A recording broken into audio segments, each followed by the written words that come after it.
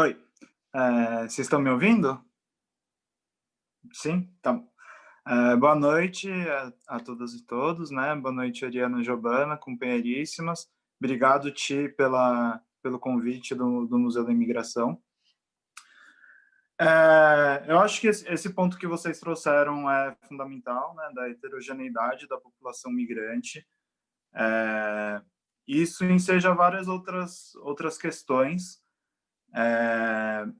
Porque é isso, a gente não dá para falar de um grupo, uma comunidade, a gente está falando de toda uma população que tem uma representação baixa em termos demográficos, não é um número, né, exorbitante de imigrantes que a gente tem no Brasil, mas é um número bastante significativo.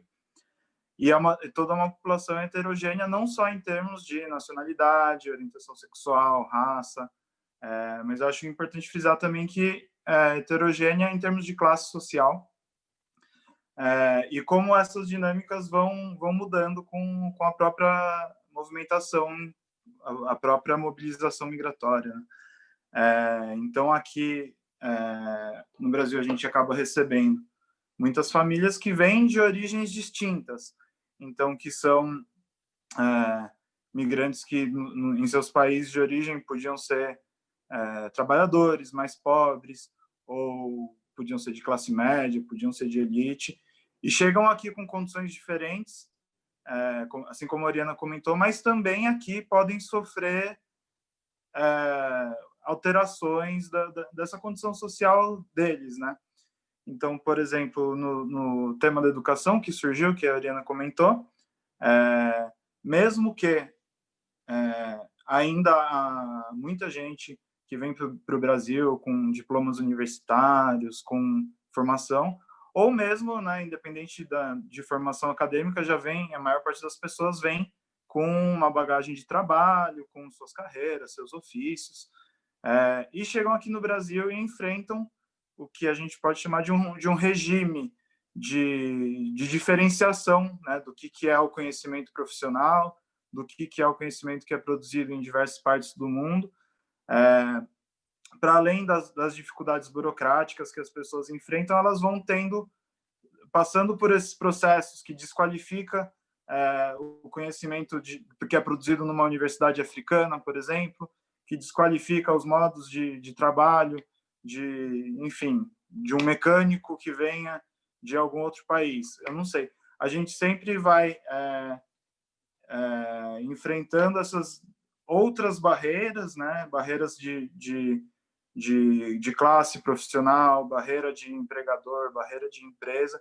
Isso vai também provocando em muitas famílias migrantes, muitos trabalhadores, trabalhadoras migrantes, uma mobilidade social que muitas vezes é descendente. Então, as pessoas elas acabam em grande parte dos casos, enfrentando mais dificuldades para o ingresso no mercado de trabalho do que elas enfrentariam nos seus países de origem. Esse tema é interessante para a gente falar do momento agora da pandemia, porque é esse o cenário que a gente enfrenta, né? É um cenário que vai afetar de forma mais agravada as pessoas que estão já mais vulnerabilizadas, principalmente em relação à sua classe social e tudo mais. Então, a gente tem muito trabalhador, trabalhadora imigrante informal, ou trabalhando aqui em São Paulo, é o caso do comércio ambulante, tem muita gente no comércio ambulante, tem muita gente desempregada, muita gente correndo atrás, fazendo curso, profissionalizante, tentando dar um jeito, tentando aprender português. Ou também tem muito trabalhador formal, só que em condições de trabalho, às vezes precarizados e às vezes, inclusive, degradantes, em situação de exploração, né? A formalidade também não é o único parâmetro, né? E agora, com certeza, na pandemia, esses são os grupos que são mais afetados, são as demandas que chegam para a gente no projeto Canicas. E aí, para finalizar, o que isso traz para a gente, né? Isso traz a necessidade da gente conseguir integrar, articular ou construir pontes, construir redes entre o que a gente está construindo aqui no Brasil como solidariedade, como como forma mesmo de se proteger, de se cuidar enfim, entre a população brasileira e a população migrante, né? Todo mundo junto.